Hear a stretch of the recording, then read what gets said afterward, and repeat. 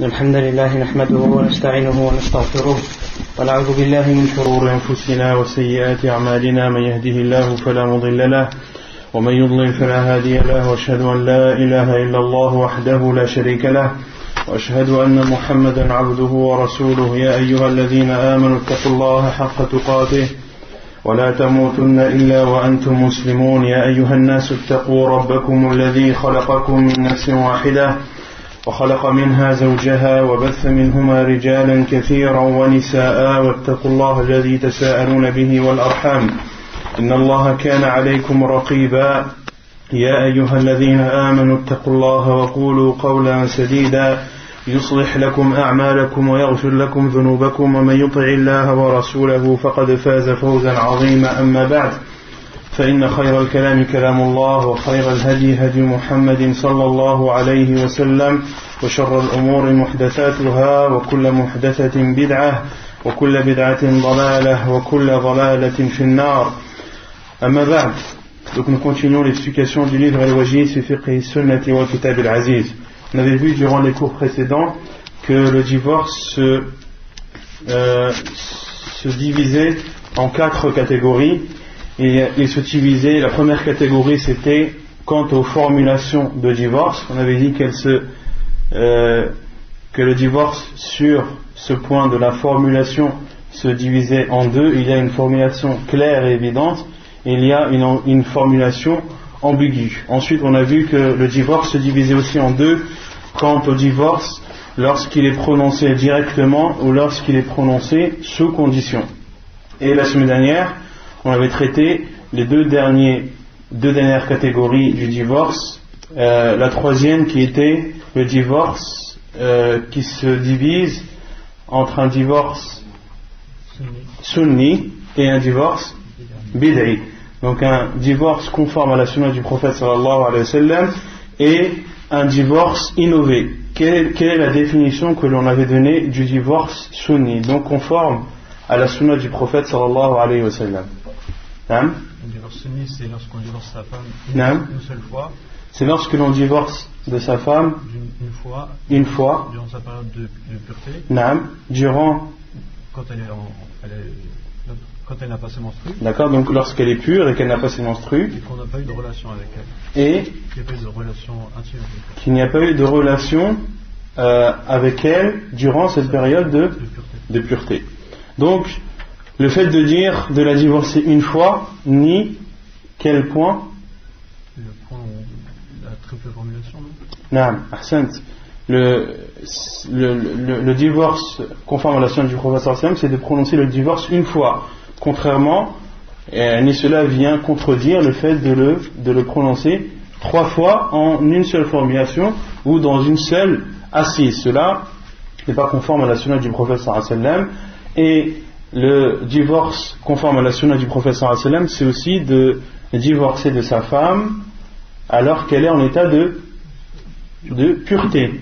Ce que comprend, c'est qu'on comprend de cela que le divorce innové, c'est lorsque le mari divorce de sa femme lorsqu'elle est en état de menstrue. Et le troisième point, c'est de divorcer de sa femme lorsqu'elle est pure, dans une période de purification où il n'y a pas eu de rapport intime avec elle. Autrement dit, il est interdit de divorcer de sa femme lorsqu'elle est pure, dans une période de pureté dans laquelle il y a eu des rapports. Taïb. On avait cité les preuves de cela dans le Coran et dans la sunna du prophète sallallahu alayhi wa sallam. Quelle est la preuve dans le Coran?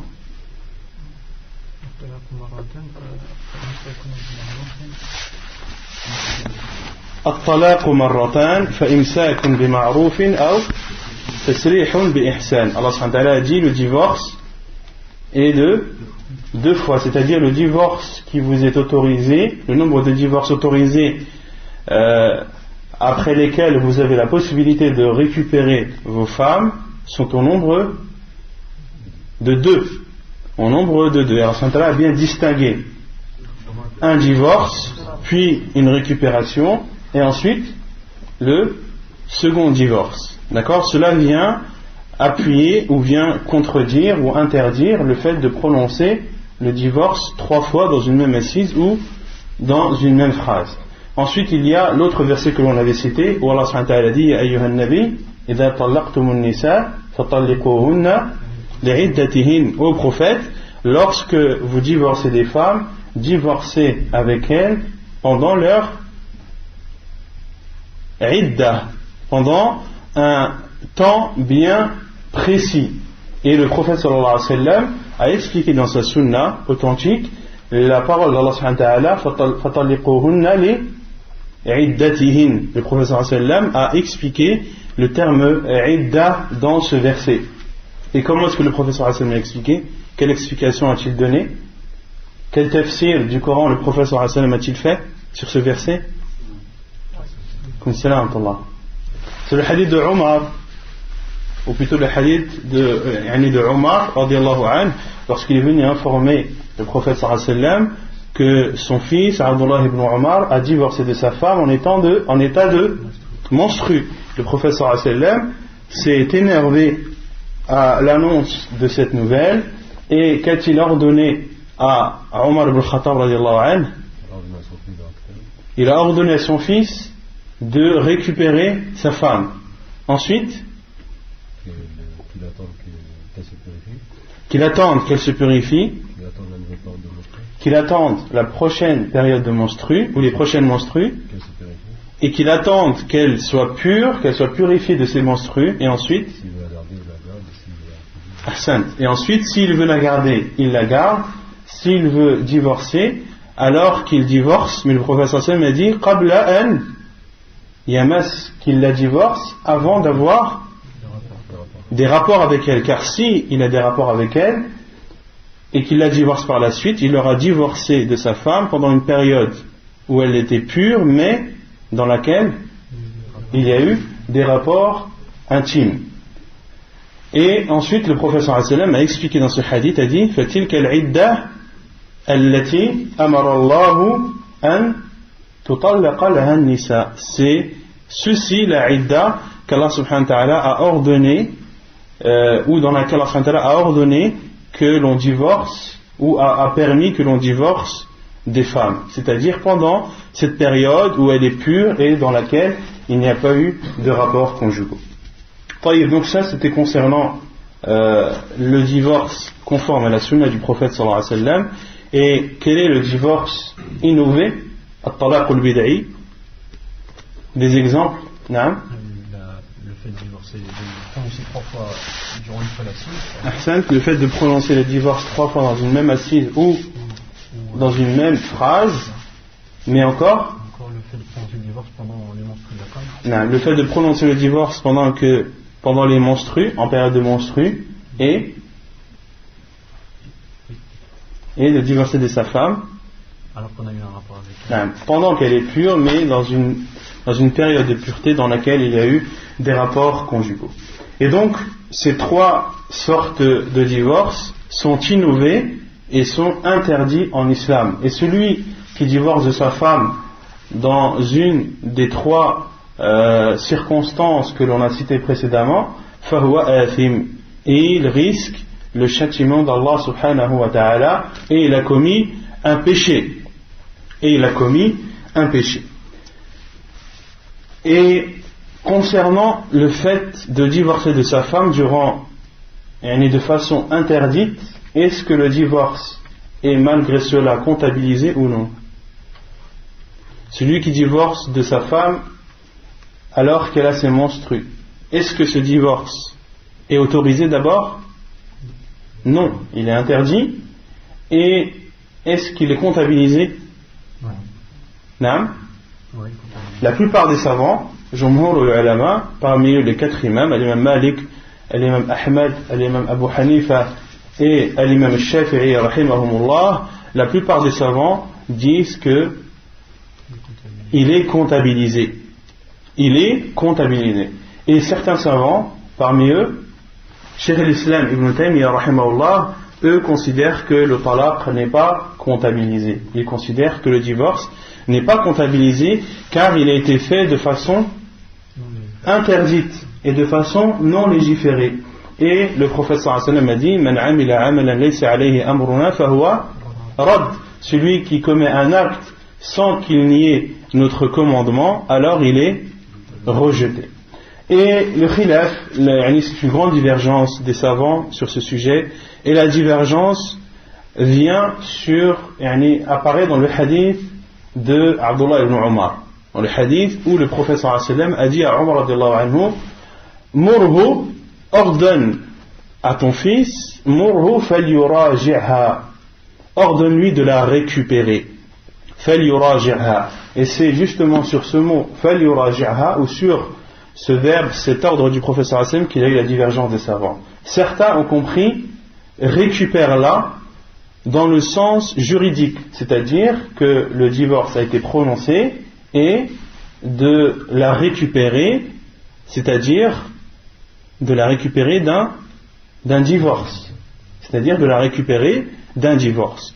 Et les savants qui ne comptabilisent pas ce divorce disent que al-muraja'a huna yufhamu minha al-ma'na al-lughawi. Et les autres savants, parmi le Cheikh Islam Damia, et à notre époque, ou plutôt les savants contemporains, le Cheikh Ibn Uthaymin rahimahullah, disent que falyuraji'ha, dans ce hadith, il faut comprendre le sens littéraire, c'est-à-dire qu'il la récupère, et qu'il attende qu'elle soit purifiée, puis qu'il attende des prochaines menstrues, puis qu'elle soit encore purifiée, et ensuite, là, s'il veut la garder, qu'il la garde, et s'il veut la divorcer, qu'il la divorce avant d'avoir des rapports avec elle. Donc, la divergence a eu lieu sur ce hadith du prophète sallallahu alayhi wa sallam, et comme je l'ai dit, l'avis de la plupart des savants à notre époque et des savants de l'islam, c'est que le divorce est comptabilisé, et ceux qui le comptabilisent, la plupart des savants, comme je l'ai dit, utilisent des versions, des riwayat qui sont certaines jugées bonnes et d'autres authentiques, où Abdullah ibn Umar radiyallahu anhu lui-même a dit husibat tatliqa, qu'elle a été comptabilisée comme une seule, comme un divorce. Et dans d'autres hadiths, dans d'autres versions de ce hadith, le prophète sallallahu alayhi wa sallam a dit hiya wahida, c'est la première, autrement dit, cela est comptabilisé comme étant un divorce. Et on avait cité la parole de l'Hafid ibn Hajar al-Asqalani rahimahullah à ce sujet, où il prouve que en utilisant ces versions de hadith où le prophète sallallahu alayhi wa sallam dit hiya wahida, ou lorsque Abdullah ibn Umar a dit husibat bi tatliqa, que cela vient mettre un terme à la divergence, car lorsqu'il y a un hadith du prophète sallallahu alayhi wa sallam et qu'il y a une divergence, il faut retourner au hadith du prophète sallallahu alayhi wa sallam. Ensuite, on avait parlé du divorce qui est fait à 3 reprises. On avait dit que celui qui divorce de sa femme à 3 reprises dans une seule phrase ou dans une seule et même assise, que l'avis des savants, l'avis de la plupart des savants, était que cela était considéré comme, de la plupart des savants, j'ai dit, à ce sujet. Non. On avait dit que l'avis de la plupart des savants, Jumhur al-Ulama, considère que cela est considéré comme 3, que cela est considéré comme 3. Mais on avait dit qu'il y avait beaucoup de compagnons et certains savants qui, eux, considèrent que cela est considéré comme un seul divorce et non pas 3. Et parmi eux, certains compagnons comme Abu Musa al-Ash'ari, comme Abdullah ibn Abbas, comme Abdullah ibn Mas'ud, comme on l'avait cité la semaine dernière. Mais il y a aussi parmi les grands savants Cheikh al-Islam ibn Taymiyyah et son élève Ibn Qayyim rahimahumallah, qui ont prouvé que celui qui divorce de sa femme 3 fois dans une seule et même assise ou dans une seule phrase, que cela est considéré comme un seul divorce. Et ils ont apporté cela, comme preuve, le hadith de Abdullah ibn Abbas radiyallahu anhu, lorsqu'il a dit qu'autant, vous avez oublié le hadith? Naam, qu'autant du prophète sallallahu alayhi wa sallam, et que pendant la période du califat de Abu Bakr radiyallahu anhu et les 2 premières années du calife de Omar al-Khattab que celui qui divorçait 3 fois de sa femme, que cela était considéré comme un seul divorce, et que par la suite, lorsque Omar al-Khattab a vu que les hommes s'amusaient ou que le fait de divorcer de sa femme 3 fois dans une seule même assise ou dans une seule phrase était devenu très fréquent chez les hommes, il a alors décidé de comptabiliser cela comme 3 divorces à son époque, radiyallahu ta'ala anhu.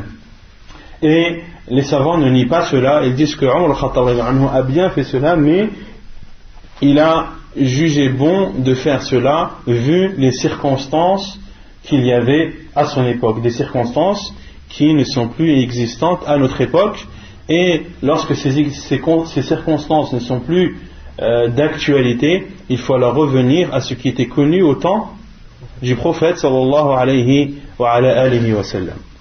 Ensuite, on avait parlé de la 4e catégorie du divorce qui se divisait entre un divorce avec retour ou un divorce avec al-talaq al-ba'in ou al-talaq al-raj'i. Al-talaq al-ba'in avec une séparation et al-talaq al-raj'i avec une possibilité de récupérer sa femme. Et on avait dit que le premier type de divorce qui était avec séparation, qu'il y avait 2 sortes de séparation, il y avait la petite et la grande. Qui peut me donner un exemple de petite séparation? Qu'est-ce qu'un divorce avec une petite séparation? Là. C'est qu'un homme dise à sa femme je te divorce, et qu'elle aille à la fin de sa période de Idda, et qu'à ce moment-là ils doivent se séparer, et ils peuvent se remarier avec un nouveau contrat, sans qu'il y ait Non, parce que là c'est un talaq raj'i. Là il a la possibilité de récupérer sa femme. Avec un nouveau contrat. Non? Avec un nouveau contrat, non? Répète, c'est quoi l'exemple que tu as donné? Elle a fait sa Idda complètement, elle a fait sa période. Non. Et ils sont pas revenus ensemble. Non, après la Idda. Donc après la Idda, non. Mais il y avait 2 exemples qu'on avait donnés la semaine dernière, beaucoup plus précis et beaucoup plus parlants. Celui qui, justement, pendant la Idda, qui récupère sa femme pendant la Idda. Ça, on a dit que c'est un talaq raj'i, c'est un divorce avec possibilité de récupérer. Avec possibilité de récupérer sa femme. On avait dit que le divorce avec une séparation nette et franche, à partir du moment où le divorce est prononcé, que cette séparation, il y avait des petites séparations et des grandes. La petite, on avait donné l'exemple de celui qui divorce d'une femme avec qui le mariage n'a pas été consommé. On avait dit que de divorcer avec une femme avec qui le mariage n'a pas été consommé, qu'il n'y avait pas de idda, qu'il n'y a pas de période d'attente à respecter, et qu'au moment où il prononce le divorce, que ce n'est plus sa femme. Donc il y a une séparation. Il y a une séparation qui est petite. Pourquoi? Car comparée à l'autre séparation, elle est grande. Et cette petite séparation, pourquoi elle est petite? Car il a possibilité de se remarier avec elle avec un nouvel acte de mariage. Mais quant à la grande séparation, c'est... Non? Quel est l'exemple de la grande séparation? Al-talaq al-ba'in baynuna kubra. Lorsque celui qui divorce 3 fois de sa femme, celui qui divorce 3 fois de sa femme, est-ce qu'il y a une séparation qui est faite au moment de la prononciation ou de la formule du divorce? Pourquoi une séparation? Parce qu'il n'y a pas. Et parce qu'au moment où il a prononcé le divorce pour la troisième fois, ce n'est plus sa femme. Ce n'est plus sa femme. Elle doit respecter la période d'attente de 3 menstrues ou de 3 mois, mais dans la maison de ses parents et non pas dans la maison de son mari, car ce n'est plus sa femme. Il y a donc une séparation. Et pour pouvoir se remarier avec sa femme, il faut qu'elle se remarie avec un autre homme et que le mariage soit consommé et qu'il la divorce et que ce soit un mariage sincère. Donc, d'où la définition des savants lorsqu'ils disent que c'est une grande séparation, c'est-à-dire que pour récupérer sa femme, c'est beaucoup plus difficile que celui qui divorce de sa femme avec qui il n'a pas consommé le mariage. C'est clair? Ensuite, il y a la deuxième catégorie qui est le divorce avec la possibilité de récupérer sa femme. Et ceci a lieu lorsque celui qui divorce avec sa femme, une fois ou deux, il a la possibilité de récupérer sa femme pendant la période de idda, pendant la période d'attente, au moment où il le veut, et que sa femme, est-ce qu'il y a comme condition que sa femme l'accepte ou non, ou que son tuteur l'accepte ou non? Non. Que sa femme le veuille ou non, ou que son tuteur le veuille ou non, c'est un droit pour son mari de la récupérer, car elle reste sa femme, même si elle est en période d'attente, de idda, elle reste néanmoins son épouse. Et pour compléter un peu ces différents types de divorce, il y a d'autres types de divorce que l'auteur n'a pas cités et qui peuvent avoir lieu. Il y a le divorce de celui qui n'a pas été marié, de divorcer avant même d'être marié. C'est-à-dire, si une personne dit je divorcerai avec toutes les femmes avec qui je me marierai. Au moment où je me marierai avec elles, elles seront divorcées. Ou celui qui fait un vœu, par exemple, de dire toute femme avec qui je me marierai, eh bien, elle sera automatiquement divorcée. Celui, par exemple, qui fait le vœu, si Allah subhanahu wa ta'ala lui accorde telle ou telle chose, eh bien, il dit je divorcerai avec la femme avec qui je me marierai. Au moment où le mariage sera conclu, le divorce succédera directement après. Quel est le jugement de ce divorce? Est-ce qu'il est pris en compte ou non? Non. Non. Pourquoi? Parce que c'est un serment qu'il a fait et il peut faire une expiation. Non. Non, c'est pas pour ça qu'il n'est pas pris en compte. Non. Il n'est pas légiféré, c'est interdit, mais pourquoi est-ce qu'il n'est pas pris en compte? Il n'est pas encore marié. Non. Il n'est pas encore marié. Il n'est pas encore marié. Il ne peut pas prononcer un divorce avant d'être marié. Ahsant. Car le mariage n'a pas été conclu. Et dans un hadith, le prophète sallallahu alayhi wa sallam a dit وَلَا طَلَاقَ فِيمَا لَا يَمْلِكْ. Et le prophète sallallahu alayhi wa sallam a dit il n'y a pas de divorce dans ce que tu ne possèdes pas.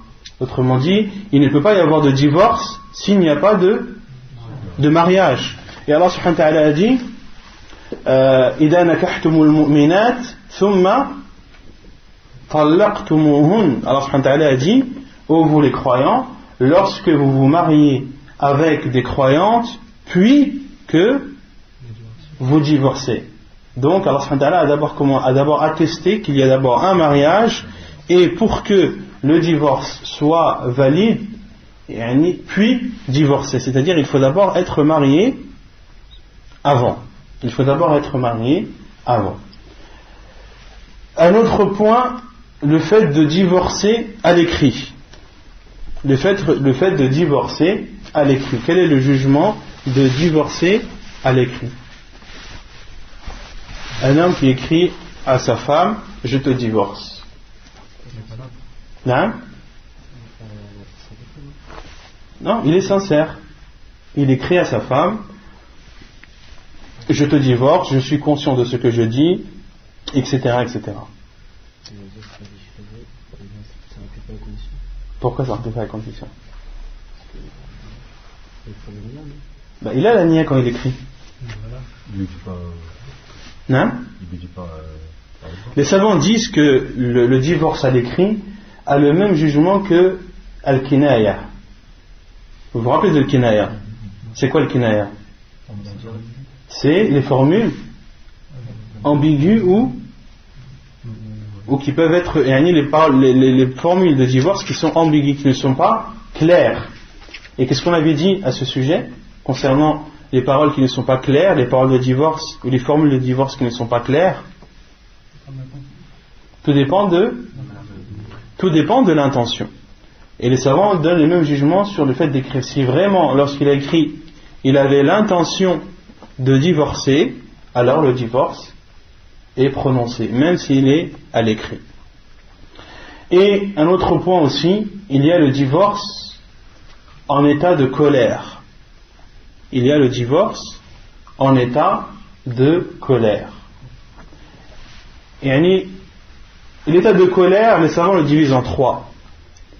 Il y a au début de la colère, il y a l'état entre la colère et le calme, et il y a la grande colère qui rend la personne hystérique et qui fait que la personne ne sait plus ce qu'elle dit. Concernant le premier état, au début de la colère, les savants sont unanimes sur le fait que le divorce est prononcé. Lorsque la personne commence seulement à s'énerver au tout début et qu'il divorce de sa femme, les savants considèrent que le divorce est prononcé. Et l'autre extrémité, celui qui est en colère au point de ne plus savoir ce qu'il dit, au point de ne plus se contrôler, les savants sont unanimes sur le fait qu'il n'est pas pris en compte et qu'il n'est pas considéré. Et dans l'état intermédiaire, lorsque la personne est en colère, après le début de la colère et sans pour autant être hystérique et en sachant ce qu'il dit, là il y a une divergence des savants à ce sujet. Certains disent que le divorce est prononcé car il sait ce qu'il dit. Et d'autres savants, et c'est la plupart, et c'est l'avis le plus sûr, c'est que le divorce n'est pas prononcé. Car le prophète sallallahu alayhi wa sallam a dit La talaqa fi irlaq. Il n'y a pas de divorce lorsque la personne est enfermée. Et une personne qui est énervée et qui est en dispute avec son épouse est comme forcée et comme emprisonnée sur le fait de prononcer le divorce. Il est dans un état qui favorise le fait de divorcer de sa femme, comme s'il était emprisonné. Et le prophète sallallahu alayhi wa sallam dit La talaqa fi irlaq. Et ces savants utilisent aussi un autre hadith où le prophète sallallahu alayhi wa sallam dit La yaqdi al-qadi wa huwa ghadban, que le juge ne prononce pas de sentence ou ne juge pas des personnes lorsqu'il est énervé. Car le fait d'être énervé, même en pesant ses mots, en sachant ce que l'on dit, le fait d'être dans cet état d'énervement, elle t'emprisonne et restreint ta faculté de réfléchir. Certes, tu sais ce que tu dis, mais ton état d'énervement réduit at-tafkir, comme le disent les savants, réduit at-tafkir et emprisonne ta faculté de réfléchir et de raisonner. Donc, bi'idhnillah tabaraka wa ta'ala, c'est l'avis le plus sûr des savants. Wallahu a'lam. طيب يقول المؤلف باب الخلع.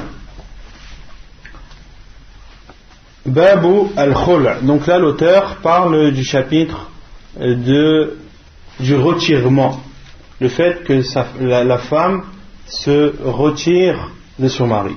تعريفه الخلع لغة مأخوذ من خلع الثوب إذا أزاله لأن المرأة لباس الرجل والرجل لباس لها قال الله تعالى هن لباس لكم وأنتم لباس لهن.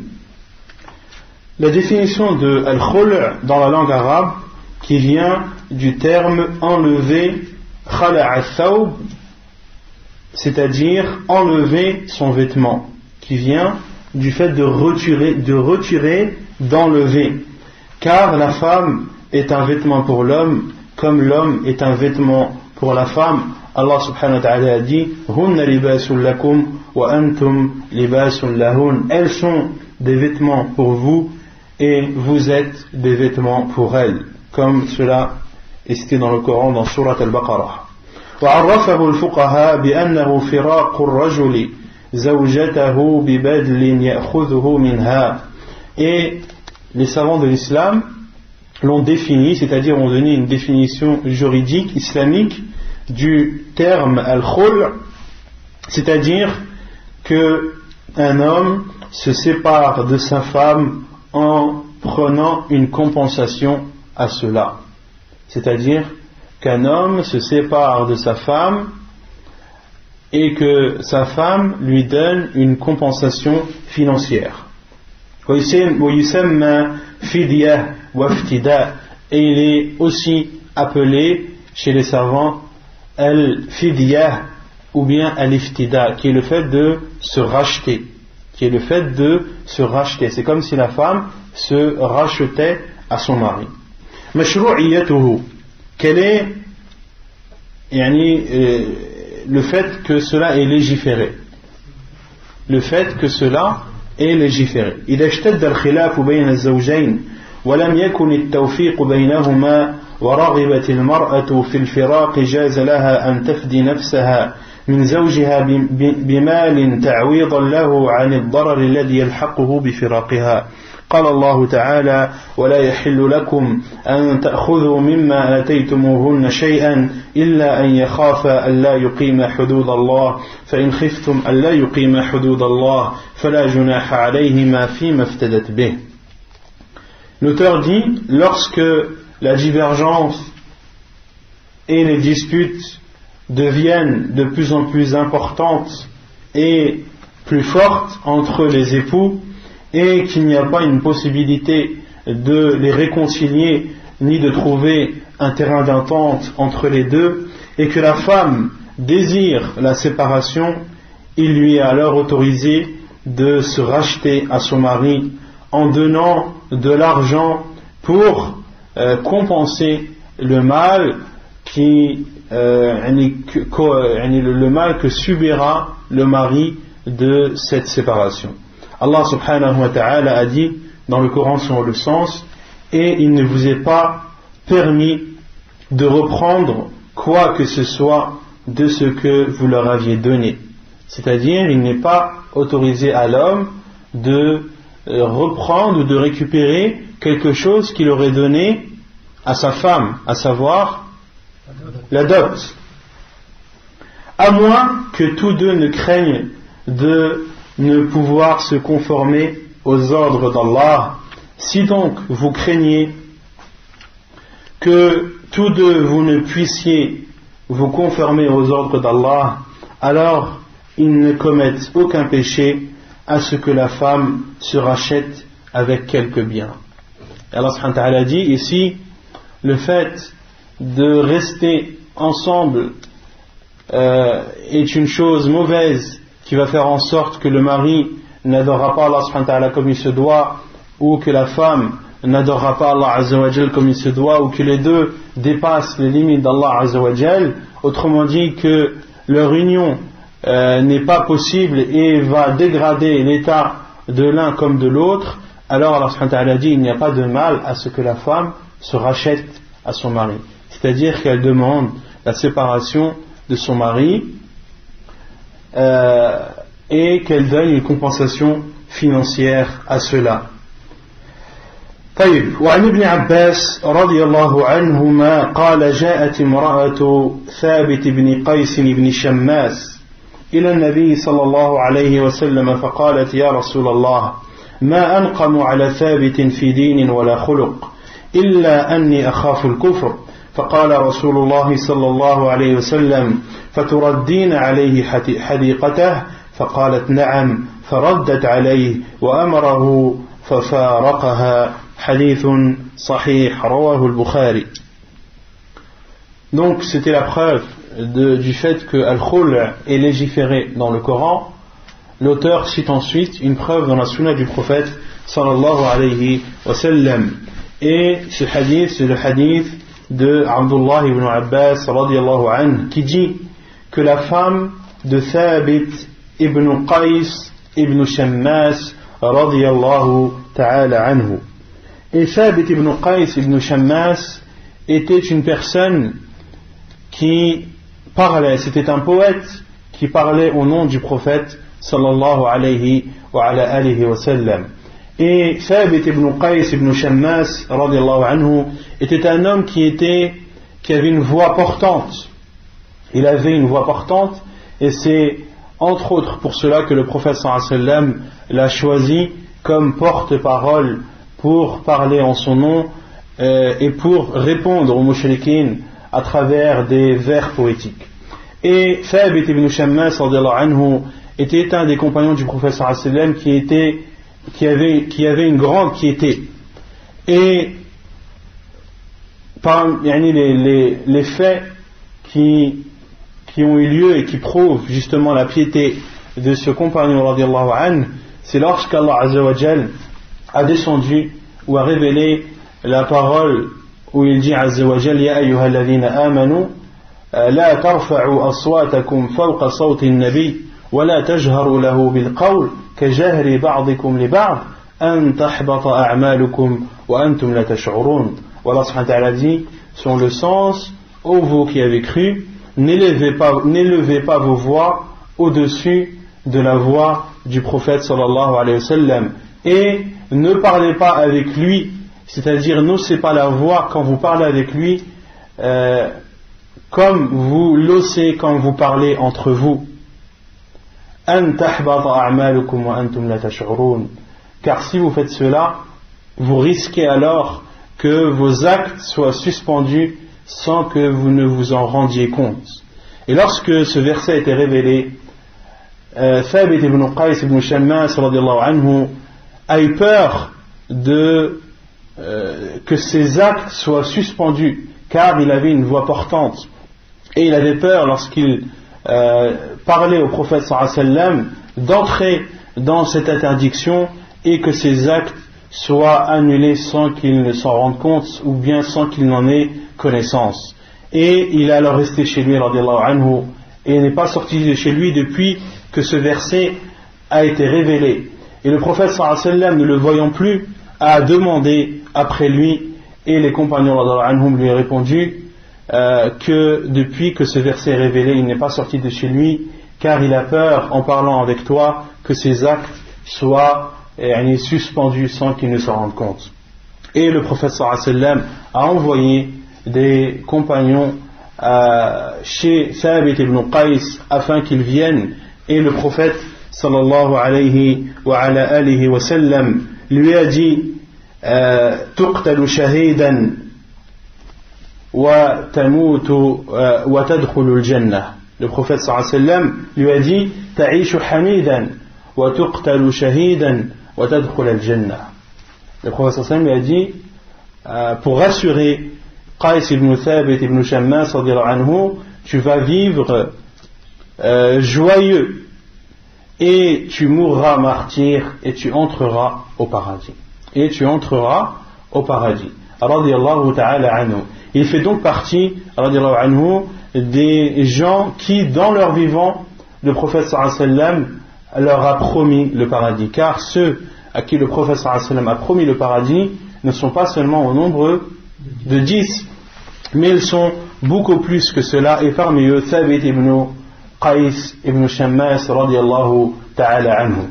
Donc sa femme, la femme de Thabit ibn Qais ibn Shammas radiyallahu anhu, est venue vers le prophète sallallahu alayhi wa sallam et lui a dit: ô envoyé d'Allah, je n'ai rien à reprocher à Thabit, ni dans sa religion ni dans ce comportement, walakinni illa anni akhafu al-kufr, si ce n'est que j'ai peur de la mécréance. Si ce n'est que j'ai peur de la mécréance. Donc la femme de Thabit ibn Qais ibn Shammas radiyallahu anha wa radiyallahu anhuma est venue voir le prophète sallallahu alayhi wa sallam pour déjà affirmer qu'elle n'avait rien à lui reprocher, ni dans sa religion ni dans son comportement.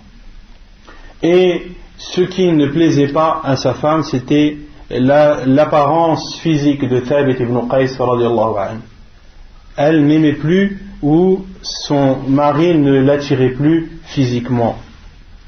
Et elle a expliqué au prophète sallallahu alayhi wa sallam que cela pouvait l'emmener ou l'amener à renier les biens que Thabit ibn Qais radiallahu anhu fait envers elle. Illa anni akhafu al-kufra fil islam. Donc ici dans ce hadith, elle a dit au prophète sallallahu alayhi wa sallam, si ce n'est que j'ai peur de la mécréance. Il ne faut pas comprendre de cela qu'elle a peur de tomber dans la mécréance. Hasha, on ne peut pas dire de cela des compagnons radiallahu anhum, car le prophète sallallahu alayhi wa sallam a dit parmi les 3 signes qui font que la personne goûte à la douceur de la foi, wa an yakraha an yarji'a ila al-kufr ba'da an anqadhahu Allah min. Le prophète sallallahu alayhi wa sallam a dit 3 choses. Lorsqu'elles sont chez une personne, il goûtera alors à la douceur de la foi, et parmi ces choses, il y a le fait que la personne déteste retourner à la mécréance comme elle déteste qu'elle soit jetée au feu. Et dans une autre version du hadith qui vient expliquer justement ce terme kufr, ce terme mécréance, lorsqu'elle a dit au prophète sallallahu alayhi wa sallam illa anni akhafu al-kufra fi l'islam, si ce n'est, je n'ai rien à reprocher à Thabit, ni dans sa religion, ni dans son comportement, si ce n'est que j'ai peur de la mécréance dans l'islam. Mais est-ce qu'une mécréance peut être dans l'islam? Est-ce que 2 choses opposées peuvent être réunies en une seule chose? Elle a dit, sauf que j'ai peur de la mécréance dans l'islam.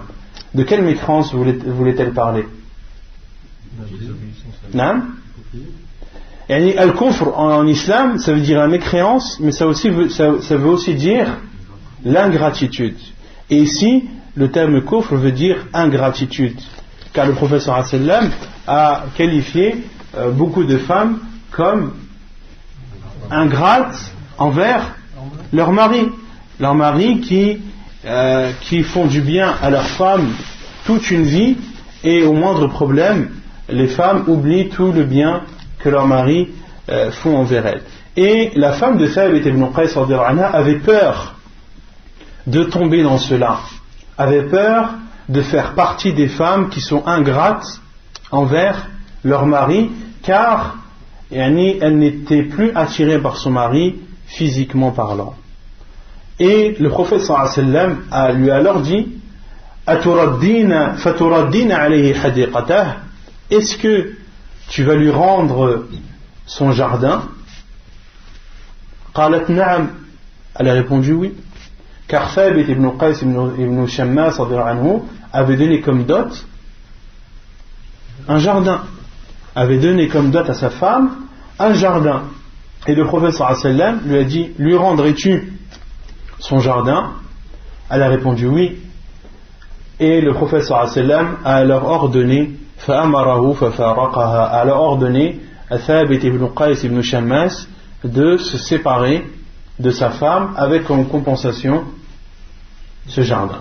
Donc cela prouve que le fait qu'une femme demande de se séparer avec son mari lorsqu'elle ne le supporte plus, ou lorsque pour elle il est inconcevable de vivre avec lui, alors cela est autorisé, bien sûr si c'est justifié.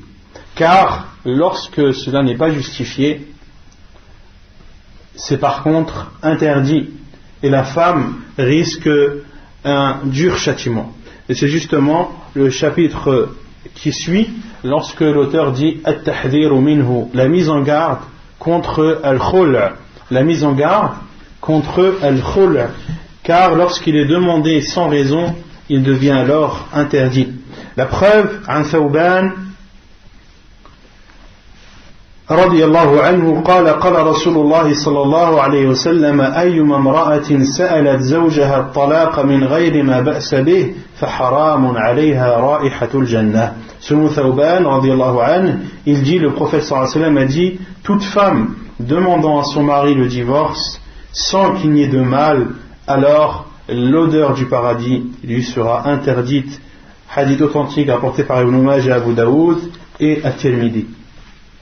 وعنه رضي الله عنه عن النبي صلى الله عليه وسلم قال المختلعات هن المنافقات. المختلعات hunna al-munafiqat. Et l'autre hadith, ces deux hadiths on les avait déjà vus précédemment. Le second qui était un autre hadith selon Thawban radiallahu anhu également, où il rapporte que le prophète sallallahu alayhi wa sallam a dit al-mukhtala'at, c'est-à-dire ceux qui demandent al-khul', les femmes qui demandent de se séparer de leur mari sans raison valable, hunna al-munafiqat, ce sont elles les hypocrites, wal-'iyadu billah. Hadith authentique rapporté par At-Tirmidhi.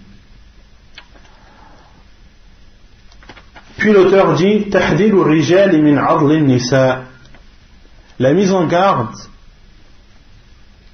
des hommes contre le fait d'emprisonner leurs femmes et de les empêcher de se remarier, et de les garder avec elles, non pas parce qu'il veut vivre avec elles, mais pour lui porter atteinte et pour retarder au maximum l'échéance. Comme par exemple un homme qui divorce de sa femme une première fois à sa demande, et il n'a plus le désir de revivre avec elle, etc. Mais il la récupère pendant sa idda, pas parce qu'il s'est réconcilié avec elle et qu'il veut recommencer à zéro, mais uniquement pour bloquer sa femme et l'empêcher de la libérer, l'empêcher que sa idda se termine et qu'elle puisse se marier avec d'autres hommes. Cela est interdit en islam. L'auteur dit إذا كره الرجل المرأة ورغب عنها لسبب ما فعليه أن يفارقها بمعروف كما أمر الله تعالى ولا يجوز له حبسها والإضرار بها لتفتدي نفسها منه. قال تعالى وإذا طلقتم النساء فبلغن أجلهن فأمسكوهن بمعروف أو فارقوهن بمعروف ولا تمسكوهن ضرارا لتعتدوا ومن يفعل ذلك فقد ظلم نفسه ولا تتخذوا آيات الله هزوا واذكروا نعمة الله عليكم وما أنزل عليكم من الكتاب والحكمة يعظكم به واتقوا الله واعلموا أن الله بكل شيء عليم. Vous avez quoi dans le livre? Dans la première version, il y a une erreur dans le verset. بكل شيء عليم. Et dans la première version du livre, c'est marqué بكل شيء عليكم. طيب. Okay. Pour ceux qui ont la première version, il faut corriger. Donc l'auteur dit lorsque un homme n'a plus d'attirance pour sa femme et déteste sa femme et il n'y a plus rien en elle qui l'attire pour une cause ou une autre, il doit alors se séparer d'elle dans le bien comme Allah subhanahu wa ta'ala l'a ordonné. Et il lui est interdit de l'emprisonner ni de lui faire du mal et lui porter atteinte lorsqu'elle veut se racheter à lui. Allah subhanahu wa ta'ala a dit dans le Coran selon le sens: et quand vous divorcez avec vos épouses et que leur délai expire, c'est-à-dire que leur délai s'apprête à expirer, alors reprenez-les dans le bien, ou bien alors libérez-les dans le bien. Mais, Allah subhanahu wa ta'ala dit sur le sens, mais ne les retenez pas pour leur faire du tort. Vous transgresseriez alors, et quiconque agit ainsi se fait du tort à lui-même. Celui qui garde sa femme, l'emprisonne et l'empêche d'être libre et de pouvoir se marier avec d'autres hommes, ne fait pas d'offense. Il fait une offense à sa femme, certes, mais il offense sa personne avant tout. Comme Allah subhanahu wa ta'ala a dit, et quiconque agit ainsi se fait du tort à lui-même. Et ne prenez pas en moquerie les versets d'Allah. Ne vous amusez pas avec les jugements d'Allah en reprenant vos femmes uniquement pour leur faire du mal et pour leur faire du tort. وَلَا تَتَّخِذُوا آيَاتِ اللَّهِ هُزُوًا. Et ne prenez pas les versets d'Allah subhanahu wa ta'ala comme des moqueries, et rappelez-vous les bienfaits d'Allah sur vous. Rappelez-vous les bienfaits d'Allah sur vous. Pourquoi Allah Azza wa Jal dit cela? Pourquoi Allah subhanahu wa ta'ala dit rappelez-vous les bienfaits d'Allah sur vous? Le fait qu'il a permis de se marier. Naam, le fait qu'il ait permis de se marier, mais aussi le fait que celui qui fait des péchés risque d'être privé des bienfaits d'Allah subhanahu wa ta'ala sur lui. Et rappelez-vous les bienfaits d'Allah sur vous et ce qu'il a fait descendre sur vous comme livre et sagesse afin que vous raisonniez. Wattaqullah, et craignez Allah, et sachez qu'Allah est connaisseur de toutes choses. Et craignez Allah, et sachez qu'Allah subhanahu wa ta'ala connaît toutes choses. Il sait si vous reprenez vos femmes avec sincérité ou si vous les reprenez uniquement pour leur faire du mal et du tort. وقال تعالى يا أيها الذين آمنوا لا يحل لكم أن ترثوا النساء كرها ولا تعضلوهن لتذهبوا ببعض ما آتيتموهن إلا أن يأتين بفاحشة مبينة وعاشروهن بالمعروف فإن كرهتموهن فعسى أن تكرهوا شيئا ويجعل الله فيه خيرا كثيرا. Ô vous les croyants, il ne vous est pas licite d'hériter de vos femmes contre leur gré et ne les empêchez pas de se remarier dans le but de leur ravir à une partie de ce que vous aviez donné. Autrement dit, n'empêchez pas vos femmes de se remarier, ne les gardez pas en leur faisant du tort, soi-disant pour compenser l'argent que vous leur aviez donné. Car certains disent, mais je t'ai donné telle et telle dot, je ne peux pas te laisser partir comme ça, gratuitement, ou même ce que tu me donneras ne sera pas suffisant, je préfère, entre guillemets, te faire la misère et te faire souffrir pour que je puisse sentir cette compensation de tout l'argent que je t'ai donné. Et ne les empêchez pas de se remarier dans le but de leur ravir une partie de ce que vous aviez donné. Donc l'islam, comme on le dit toujours, c'est une religion de juste milieu. L'islam interdit à la femme de demander le divorce ou de se séparer de son mari sans raison valable. Et l'islam interdit à l'homme d'empêcher sa femme lorsqu'elle demande de façon justifiée le divorce ou de se séparer de lui. L'islam interdit à l'homme de garder ou d'emprisonner leur femme pour leur faire du tort et du mal. Il y a le juste milieu qu'il faut respecter, et l'islam, ceux qui trouvent une offense en islam, ce sont des personnes soit qui ne connaissent pas cette religion ou soit qui abusent dans cette religion. Al-khul'u faskhun wa laysa talaqan. L'auteur dit que al-khul', le fait que la femme demande de se séparer de son mari, ou la séparation du mari de sa femme avec une compensation financière appelée al-khul' en arabe et en islam, que cela n'est pas considéré comme un divorce. Al-khul'u laysa faskhun wa laysa talaqan. Donc al-khul' c'est une annulation de l'acte du mariage et ce n'est pas considéré comme un divorce.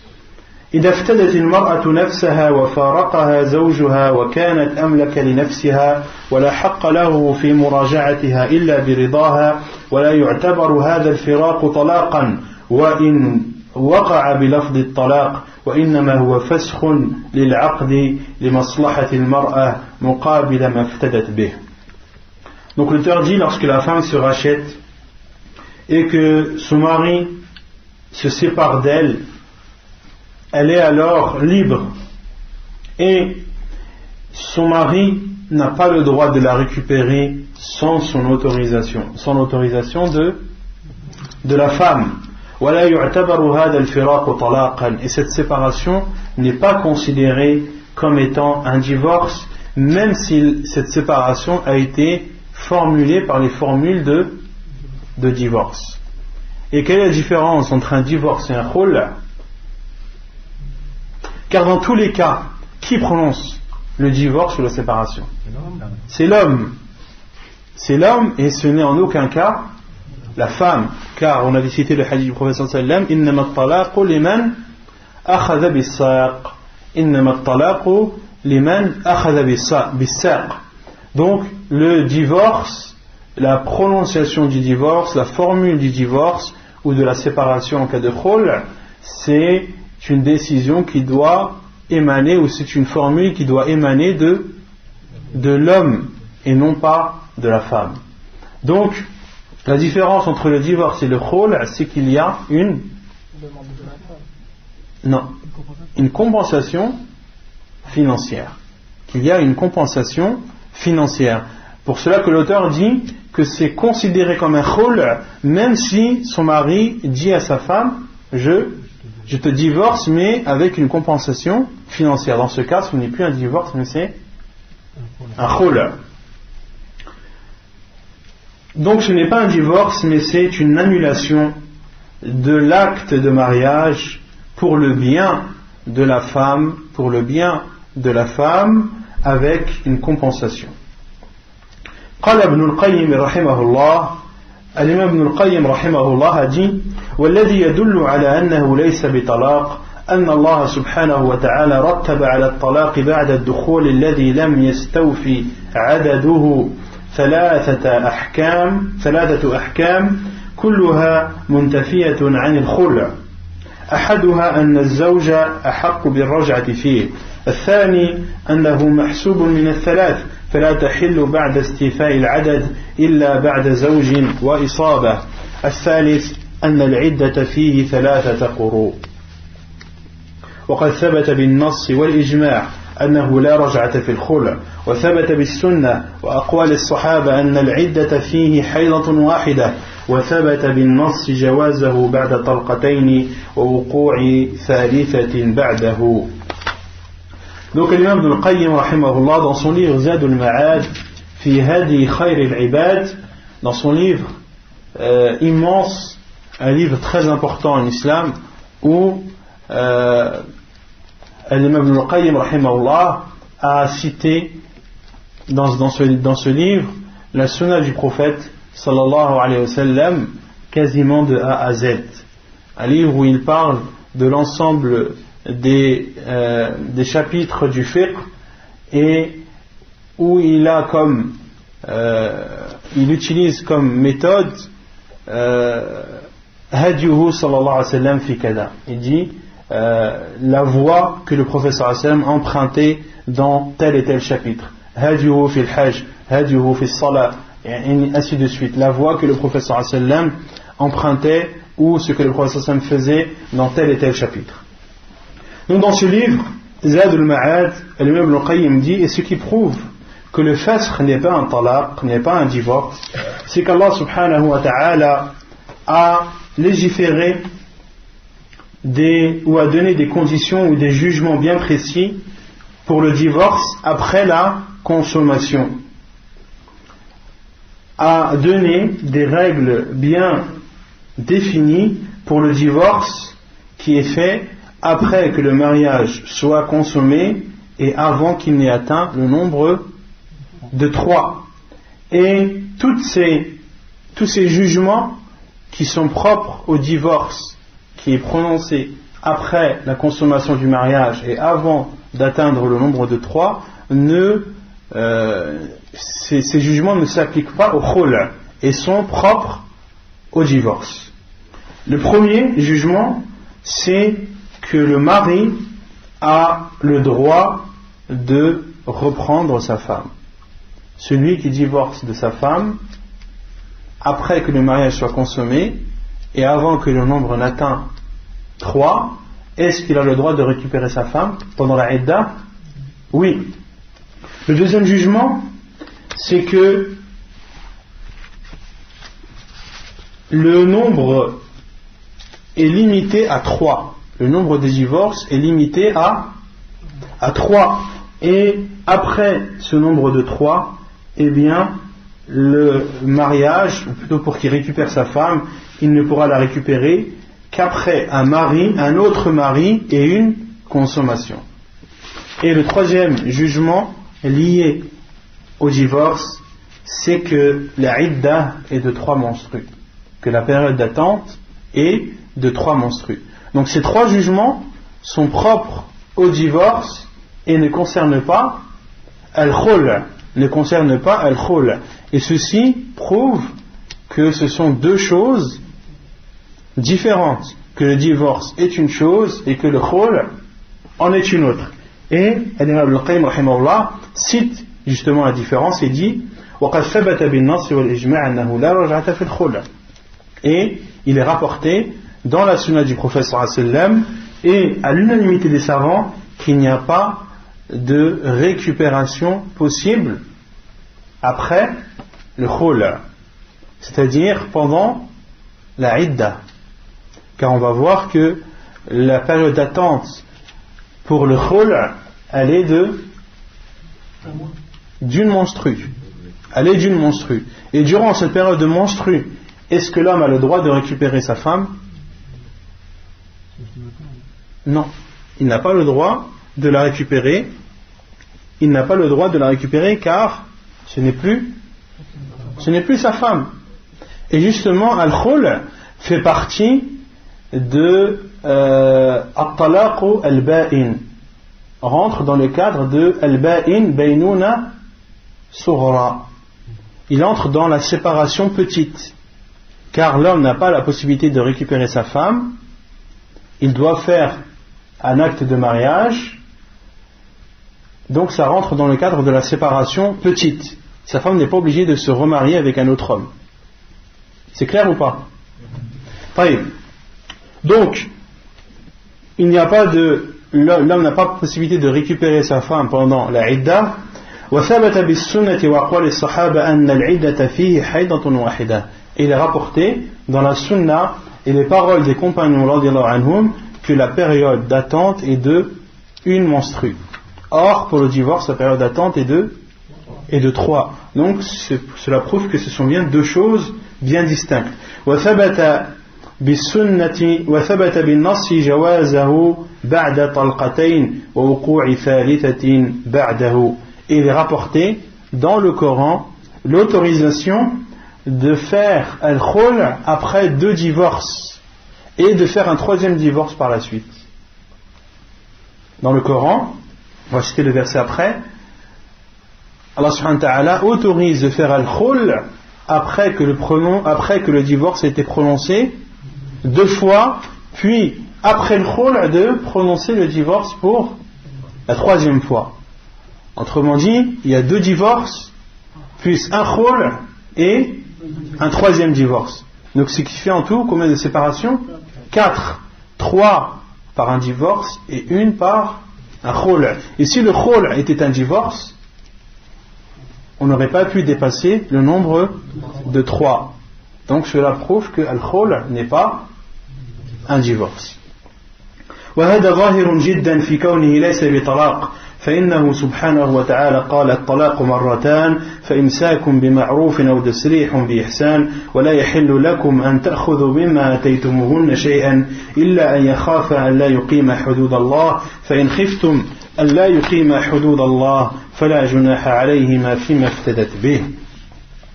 Donc Allah subhanahu wa ta'ala a dit dans le Coran, donc l'imam Ibn al-Qayyim dit, et ceci est très explicite, mais le fait que le khul' n'est pas un divorce est très explicite, car Allah subhanahu wa ta'ala dit le divorce avec possibilité de récupérer sa femme at-talaq marratan est au nombre de 2. فَإِمْسَاكٌ بِمَعْرُوفٍ أَوْ تَسْرِيحٌ بِإِحْسَانٍ.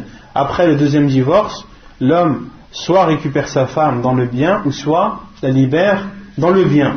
وَلَا يَحِلُّ لَكُمْ. Et il ne vous est pas autorisé de prendre de ce que vous leur avez donné, sauf si vous avez peur que les limites d'Allah soient transgressées. Et si ils ont peur, et si vous avez peur que les limites d'Allah soient transgressées, alors il n'y a pas de mal à ce que la femme se rachète. Alors il n'y a pas de mal à ce que la femme se rachète. Et ensuite, Allah subhanahu wa ta'ala dit, après ce verset, فَإِن طَلَّقَهَا فَلَا تَحِلُّ لَهُ.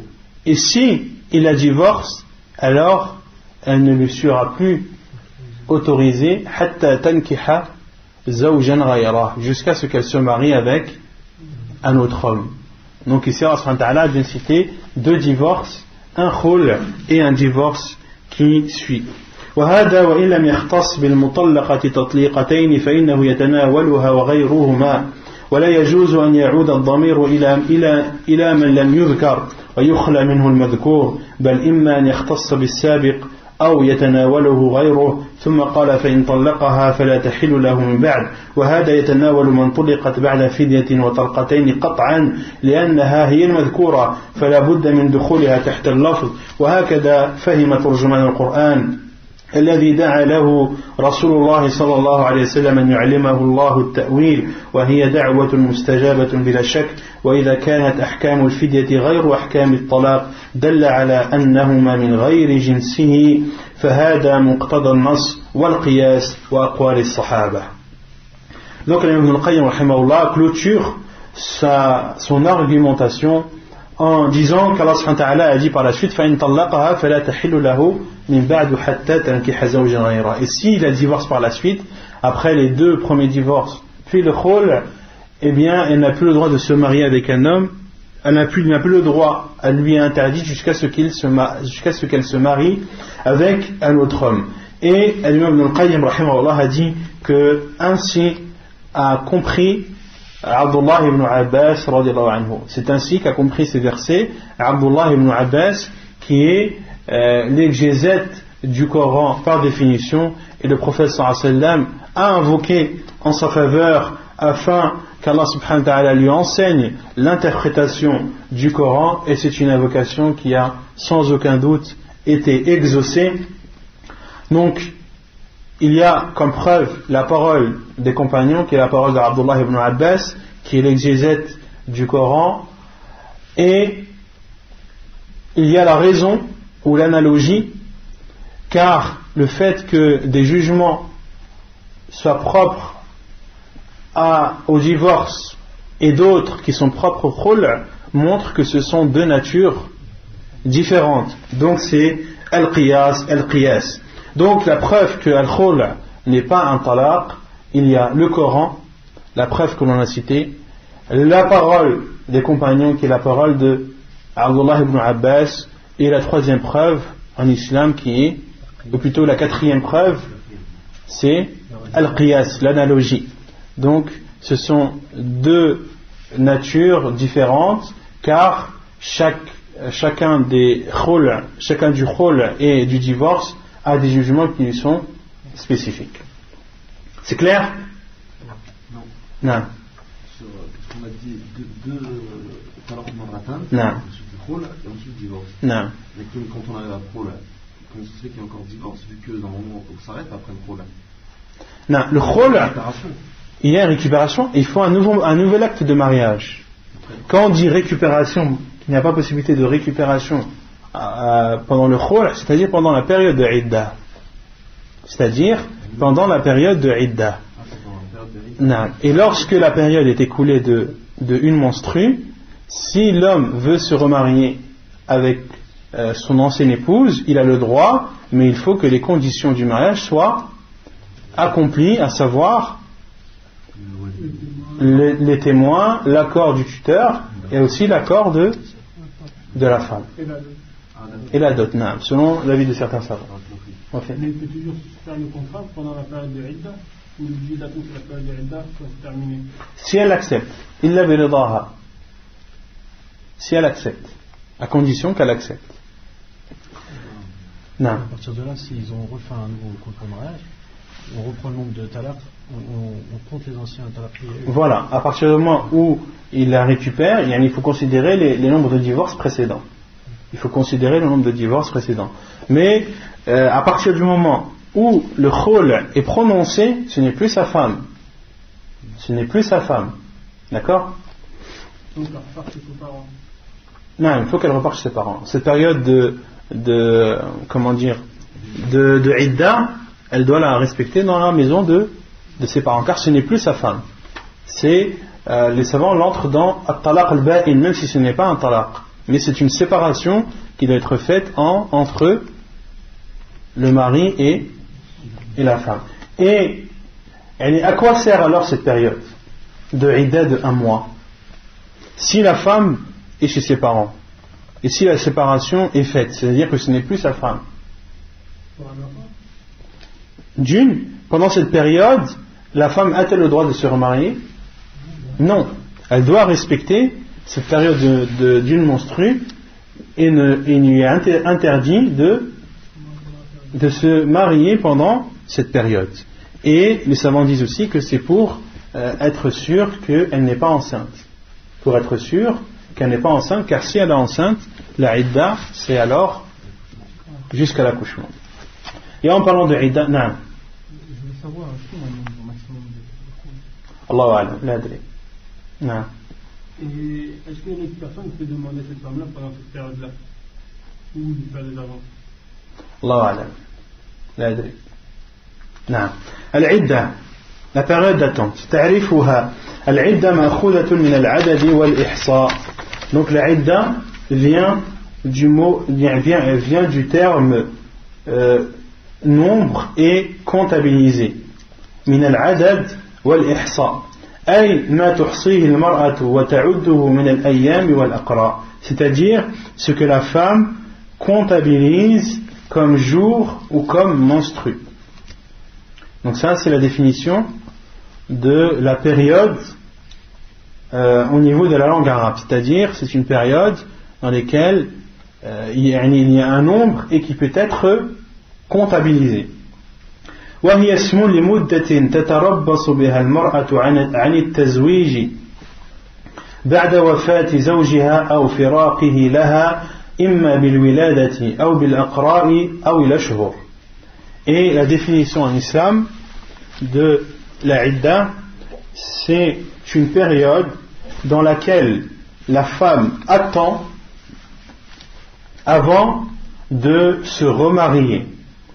Et cette période intervient après la mort de son mari ou bien après la séparation avec son mari.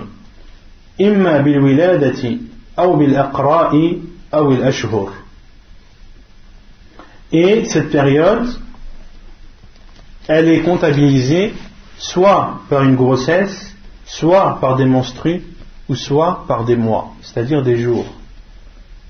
D'accord? Donc l'idda, c'est une période dans laquelle la femme attend avant de pouvoir se remarier. Et l'idda est prise en compte à partir du moment où elle devient veuve, qu'elle perd son mari, ou bien que son mari se sépare d'elle. Et cette période de menstrues, c'est soit une grossesse, soit des menstrues, ou soit des mois. أنواعها ومن مات عنها زوجها فعدتها 4 أشهر وعشرا فعدتها 4 أشهر وعشر دخل بها أم لم يدخل لقوله تعالى والذين يتوفون منكم ويذرون أزواجا يتربصن بأنفسهن 4 أشهر وعشرا. Donc il y a différentes sortes de idda. La première,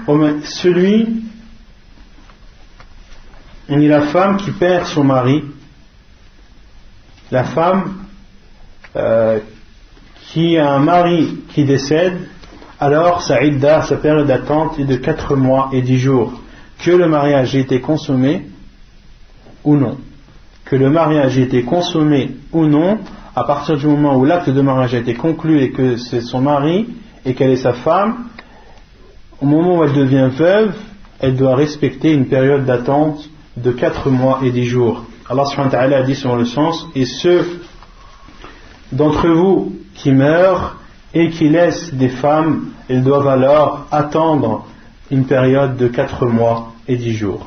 إلا أن تكون المدخول بها حاملا فعدتها بوضع الحمل, sauf si celle avec qui le mariage a été consommé est enceinte, alors sa période d'attente dure jusqu'à son accouchement. Dure jusqu'à l'accouchement. قال الله تعالى وأولاة الأحمال أجلهن أن يضعن حملهن. Et celles qui sont enceintes, alors leur période dure ou s'étale jusqu'à leur accouchement, jusqu'à ce qu'elles accouchent. وعن المسور بن مخرمة أن السبيعة الأسلمية نفست بعد وفاة زوجها بليال فجاءت النبي صلى الله عليه وسلم فاستأذنته أن تنكح فأذن لها فنكحت حديث متفق عليه. Et selon Musawir ibn Makhrama, il rapporte que As-Subay'a al-Aslamiyya a accouché après la mort de son mari de quelques nuits.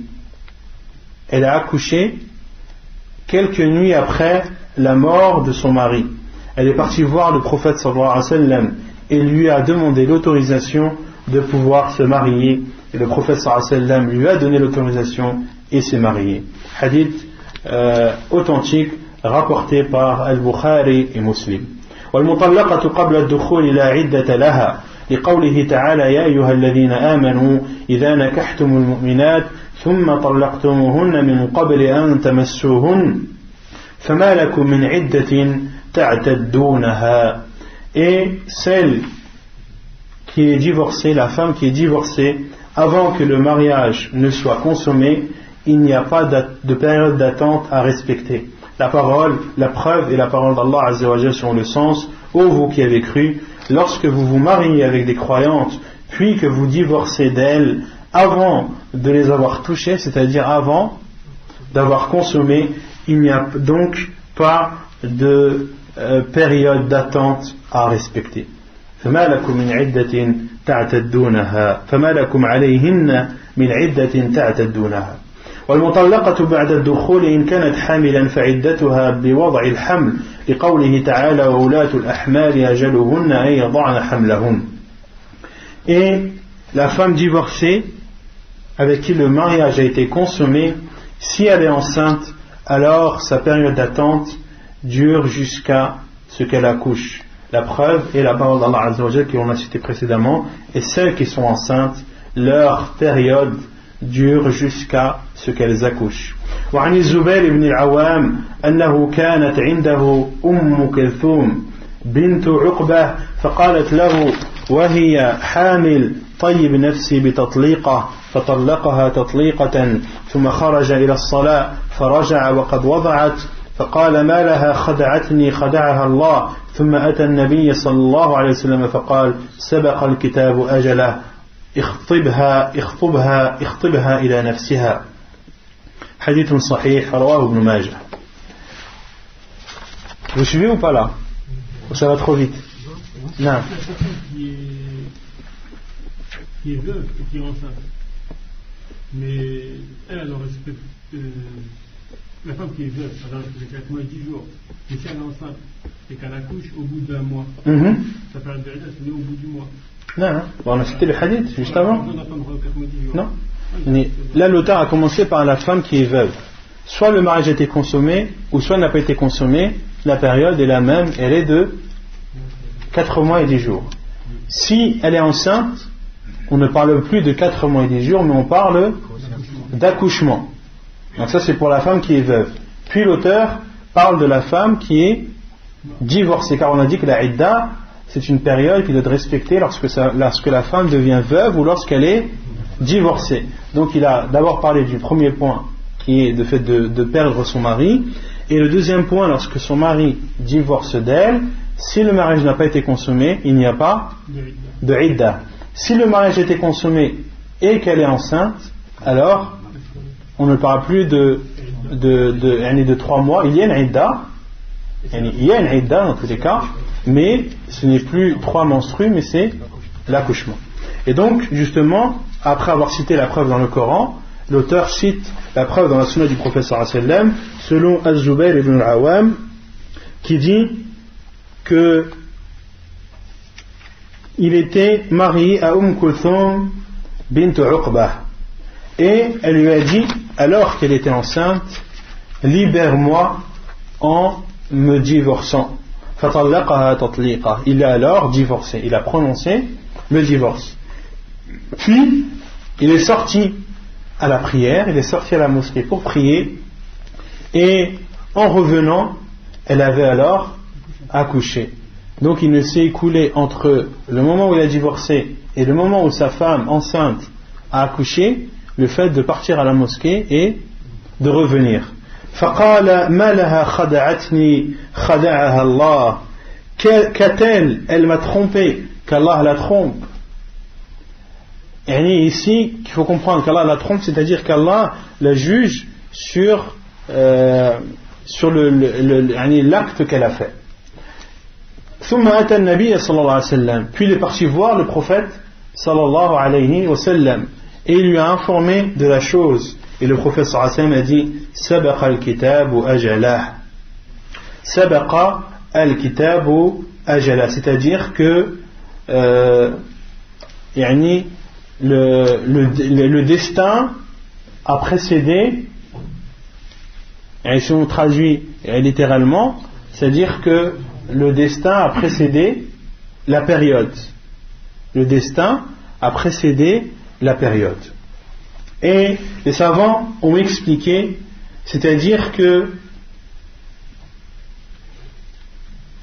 la durée, la idda, a été terminée avant qu'ils ne se rendent compte. Avant qu'ils ne se rendent compte que le divorce a été prononcé. C'est-à-dire qu'ils ne s'attendaient pas à ce que cela arrive aussi vite.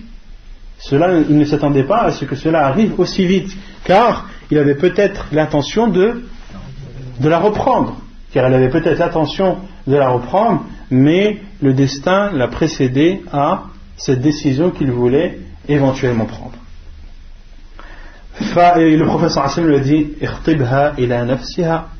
Le professeur Hassan lui a dit tu n'as d'autre solution maintenant que de la demander en mariage, car ce n'est plus ta femme. Tu n'as d'autre solution que de la demander en mariage, car ce n'est plus ta femme, la idda ayant expiré. وإن كانت من ذوات الحيض فعدتها 3 حيض لقوله تعالى والمطلقات يتربصن بأنفسهن 3 قروء. Donc la femme qui est divorcée, soit le mariage n'a pas été consommé, il n'y a pas de idda, soit la femme est enceinte. Dans ce cas, la période se termine au moment de l'accouchement. Et si c'est une femme qui a ses menstrues, alors la période est de 3 menstrues. La preuve est la parole d'Allah Azza wa Jal, et les femmes divorcées doivent observer un délai d'attente de 3 menstrues. Wal-qur'u huwa al-hayda. Et al-qur' en arabe c'est al-hayda, ce sont les menstrues. La preuve est le hadith de Aïcha, le hadith de Aïcha أن أم حبيبة كانت تستحاض فسألت النبي صلى الله عليه وسلم فأمرها أن تدع الصلاة أيام أقرائها حديث صحيح لغيره رواه أبو داود. La preuve c'est le hadith de Aïcha radhiyallahu anha qui rapporte que Habiba était une femme qui avait ses menstrues. فسألت النبي صلى الله عليه وسلم يعني qui تستحاض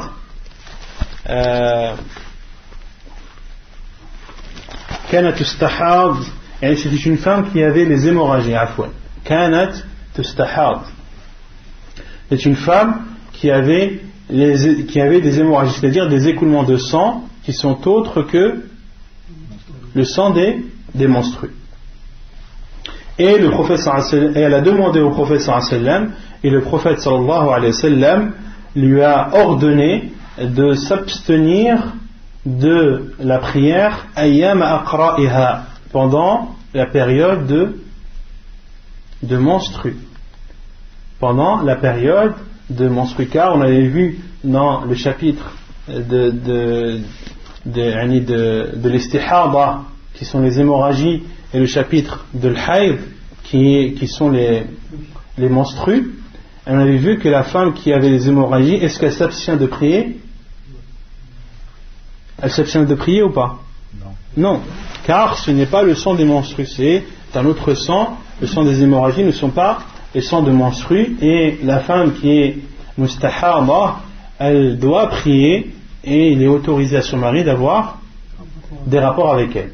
Et donc Habiba radhiyallahu anha, lorsqu'elle avait ce sang justement des hémorragies, a demandé au prophète sallallahu alayhi wa sallam, et le prophète sallallahu alayhi wa sallam lui a ordonné de s'abstenir de la prière uniquement pendant sa période, pendant ces jours de aqra, ayyam aqra'iha, les jours où al-qur, c'est-à-dire les menstrues. Ici l'auteur a cité ce hadith pour prouver que al-qur c'est al-hayd, car Allah subhanahu wa ta'ala a dit thalathata quru, et al-quru peut se comprendre de plusieurs façons, mais cela étant expliqué dans la sunna du prophète sallallahu alayhi wa sallam, on doit comprendre thalathata quru comme 3 périodes de menstrues. فإن كانت صغيرة لا تحيض أو كبيرة قد يئست من الحيض فعدتها 3 أشهر.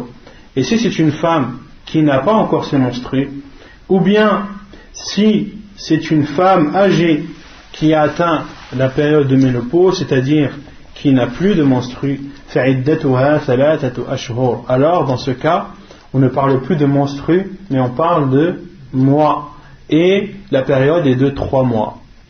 La période pour les femmes qui n'ont pas encore leurs menstrues ou pour les femmes qui ne les ont plus, la période de Idda est de 3 mois.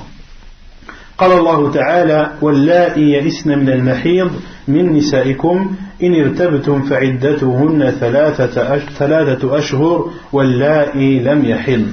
Allah subhanahu wa ta'ala dit, et si vous avez des doutes à propos de la période d'attente de vos femmes qui n'espèrent plus avoir de règles, c'est-à-dire celles qui sont en ménopause, leur délai est de 3 mois. فَعِدَّتُهُنَّ 3 أشهر. Et Allah subhanahu wa ta'ala a dit وَاللَّائِي لَمْ يَحِضْنَ. Et il en est de même pour celles qui n'ont pas encore leur menstrues.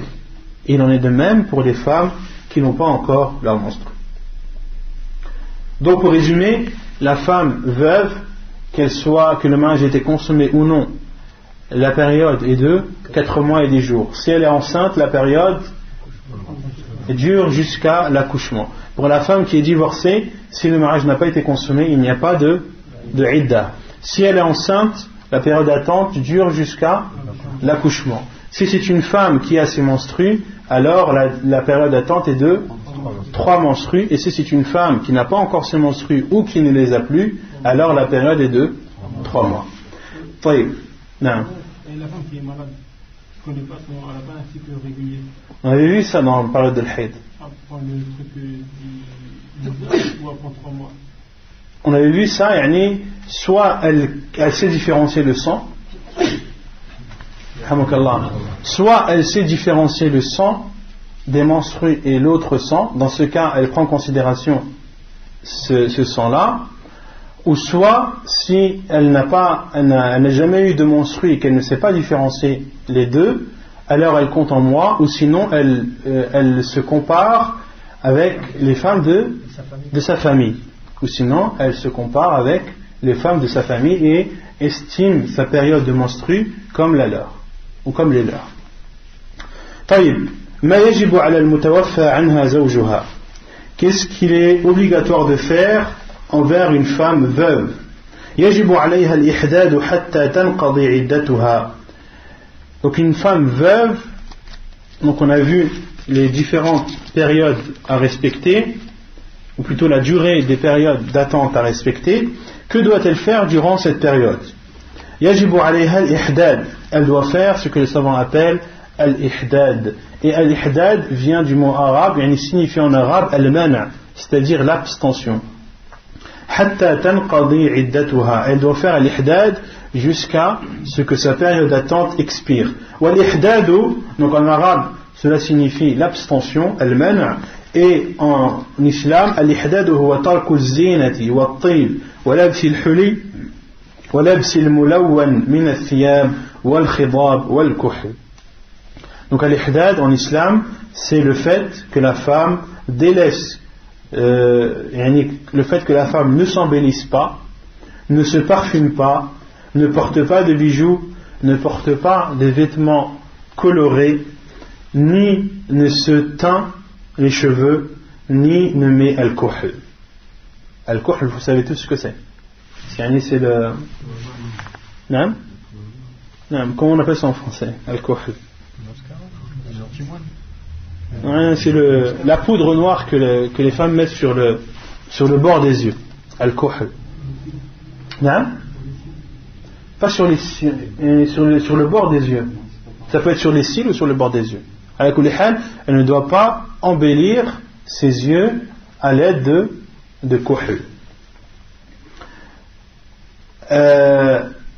Donc c'est le fait de délaisser, donc c'est le fait que la femme ne s'embellisse pas, ne se parfume pas, ne porte pas de bijoux, ne porte pas de vêtements colorés, ni ne se teint les cheveux, ni ne met le kuhl. La preuve, non. Le fait qu'il a habillé en blanc là. On va citer Inch'Allah ça.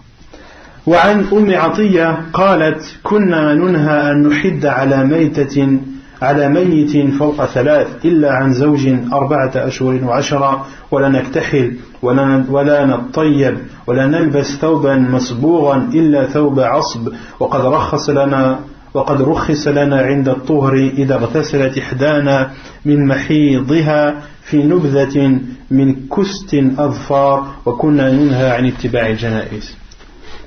Donc la preuve de l'ihdad, c'est le hadith de Atiyya radiyallahu anha, Atiyya qui faisait partie des femmes de l'Ansar radiyallahu ta'ala anha, et c'était une femme qui lavait les défuntes au temps du prophète sallallahu alayhi wa sallam. Il y a beaucoup de hadiths qu'elle a rapportés dans le livre de l'Janaiz, dans le livre des rites funéraires.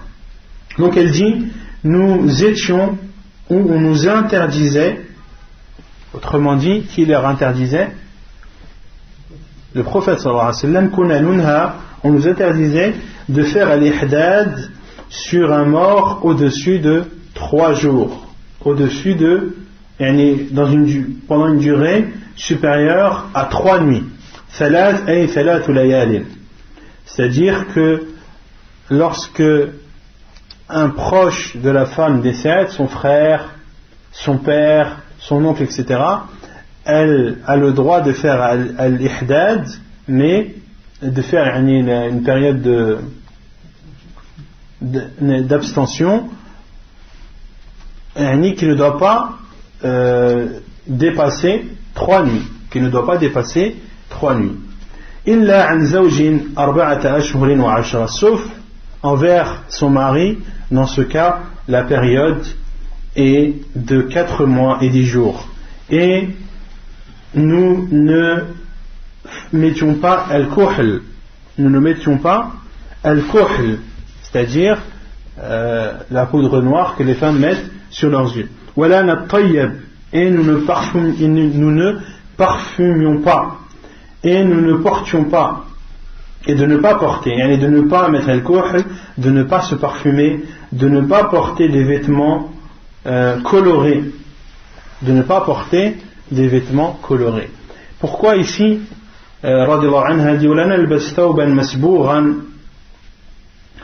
car au temps du prophète sallallahu alayhi wa sallam, les vêtements qui étaient colorés, c'était des vêtements que les gens mettaient pour s'embellir. Donc ils achetaient un vêtement qui avait une couleur et ils coloraient ce vêtement pour l'embellir. Donc Atiyya radhiyallahu anha dit que nous ne mettions pas et de ne pas mettre ou de ne pas porter des vêtements colorés illa thawba asbin, sauf un vêtement appelé asb, qui était un vêtement connu au temps du prophète sallallahu alayhi wa sallam et dont la texture était colorée à l'origine. Donc, les savants ont déduit que ce qui est interdit, ce sont les vêtements colorés que la personne colore elle-même. D'accord? وقد رخص لنا عند الطهر إذا اغتسلت إحدانا من محيضها في نبذة من كست أظفار. Et il nous a été autorisé, c'est-à-dire aux femmes qui sont en période de ihdad, au moment où elles se lavent, où elles se purifient de leur menstru, d'utiliser nubdha, c'est-à-dire un petit peu ou une petite partie min kustin. Et al-kust en arabe, c'est une sorte de parfum qui est du bakhour. C'est un parfum, c'est un encens, c'est un parfum qui est utilisé mais en le brûlant, en utilisant la fumée de ce parfum, adfar. Et pourquoi ce bois qui était brûlé et pour parfumer avait une forme d'ongle, donc c'est pour cela que le prophète sallallahu alayhi wa sallam a dit, ou plutôt comme Atiya radhiyallahu anha a dit, qu'il nous a été autorisé d'utiliser al-kust adfar, c'était un parfum qui avait une forme d'ongle et qu'il brûlait à l'époque, et avec cela elle se parfumait. Et on nous interdisait également de suivre les cortèges funèbres. On avait vu cela lors de Kitab al-Janaiz, qu'il est déconseillé, voire interdit à la femme de suivre les cortèges funèbres. وعن أم سلمة أن النبي صلى الله عليه وسلم قال المتوفى عنها لا تلبس المزعفر من الثياب ولا الممشق ولا الحلي ولا تخضب ولا تكتحل. Et selon Umm Salama radiyallahu anha, elle rapporte que le prophète sallallahu alayhi wa sallam a dit, plutôt la veuve ne doit pas porter des vêtements colorés par du al-mu'asfar, par du safran, wala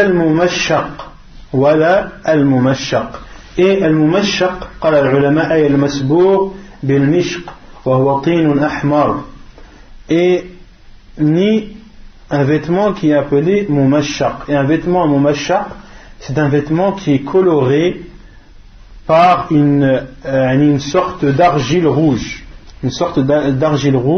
qui était connue et utilisée au temps du prophète sallallahu alayhi wa sallam. Donc le prophète sallallahu alayhi wa sallam a dit, la veuve ne doit pas porter de vêtements colorés au safran, ni colorés au mishq, ni ne doit porter de bijoux, wala takhdab, et ne doit pas se teindre les cheveux avec du henné, wala taktahil, et elle ne doit pas mettre al-kuhl. Et concernant al-kuhl, les savants disent que la femme ne doit pas mettre du kuhl que de jour comme de nuit, pour s'embellir ou non, comme le dit Cheikh Ibn Uthaymin rahimahullah ta'ala, car le prophète sallallahu alayhi wa sallam a dit wala taktahil, et qu'elle ne mette pas du kuhl, c'est-à-dire quelle qu'en soit l'utilisation et quelles qu'en soient les circonstances. ما يجب على المعتدة من طلاق رجعي، يجب عليها أن تلزم البيت الزوجية حتى تنقضي عدتها، ولا يحل لها أن تخرج منه، ولا يحل لزوجها أن يخرجها، لقوله تعالى يا أيها النبي إذا طلقتم النساء فطلقوهن لعدتهن وأحصوا العدة واتقوا الله ربكم ولا تخرجوهن من بيوتهن ولا يخرجن إلا أن يأتين بفاحشة مبينة. Qu'est-ce qu'il est obligatoire de faire pour la femme qui est divorcée, un divorce avec une possibilité de récupération pendant la période de Idda? Il lui est obligatoire de rester dans la maison conjugale jusqu'à ce que sa période se termine, et il lui est interdit de sortir de la maison, et de même qu'il est interdit à son mari de l'en expulser. La preuve est la parole d'Allah subhanahu wa ta'ala lorsqu'il dit au prophète, lorsque vous divorcez des femmes, divorcez avec elles dans la période prescrite et comptez cette période, craignez Allah votre Seigneur et ne les sortez pas de leur maison et qu'elles ne sortent pas de leur maison. المطلقة البائن والمطلقة ثلاثا لا سكن لها ولا نفقة لحديث فاطمة بنت قيس عن النبي صلى الله عليه وسلم في المطلقة ثلاثا. Et ensuite l'auteur parle des jugements qui sont attraits à la femme qui est divorcée, qui a été divorcée 3 fois.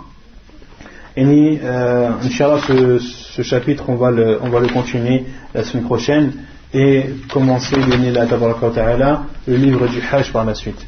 واكتفي بهذا القدر وسبحانك اللهم وبحمدك أشهد أن لا إله إلا أنت أستغفرك وأتوب إليك.